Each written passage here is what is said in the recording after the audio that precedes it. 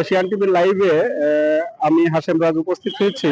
আজকে আপনাদেরকে একটু দেখাবো আমাদের চুয়াডাঙ্গা জেলায় প্রতিদিনই হচ্ছে রাত্রে পুলিশের যে অভিযানটা চলছে, আসলে আইন শৃঙ্খলা বাহিনী যে অভিযানটা চলমান রেখেছে এখানে রাতে মোটরসাইকেলের কাগজ সহ এবং যে সকল গাড়ি চলাচল করছে তাদের কাছে আসলে অন্যান্য কোনো কিছু আছে কিনা এগুলো চেকের জন্য পুলিশ প্রতিদিনই কাজ করে যাচ্ছে।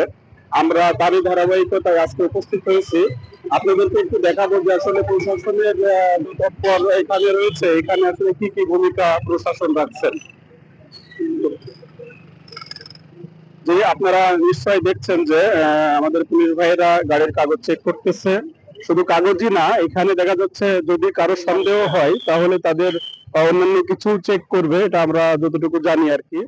তো এখানে গাড়ির কাগজ চেক করাতে অন্যান্য দিনের তুলনায় এখন অবশ্যই গাড়ির পরিমাণ অনেক কম হয়ে গেছে রাত্রে।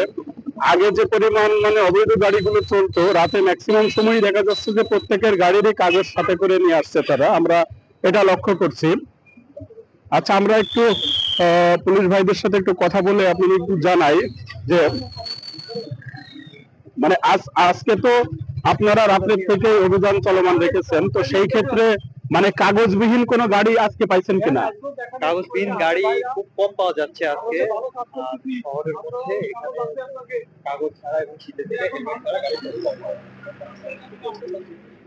গাড়ি তার মানে মনে হচ্ছে যে প্রশাসনের যে তৎপরতা এখানে রয়েছে তাতে করে অবৈধ গাড়িগুলো এখন খুব কমই আসছে এবং এই শীতের মধ্যে হেলমেট ছাড়াও অনেক কম লোক পাওয়া যাচ্ছে। তবে আসলে প্রশাসনের এই কাজের জন্য আসলে সাধারণ মানুষও খুশি, যেহেতু তারা তাদের নিজস্ব বাইক নিয়ে চলার সময় অবশ্যই হেলমেট কাগজপত্র সাথে করে নিয়েই আসছে।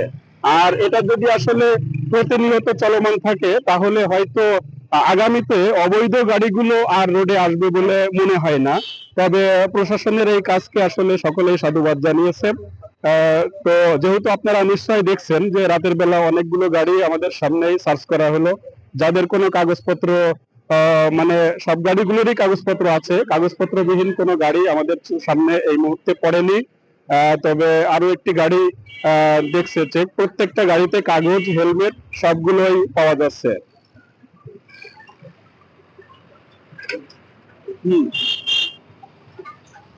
তো চুয়াডাঙ্গা থেকে আমার কাছে এই ছিল যে প্রশাসনের যে অভিযান, সেই অভিযানের সর্বশেষ তথ্য।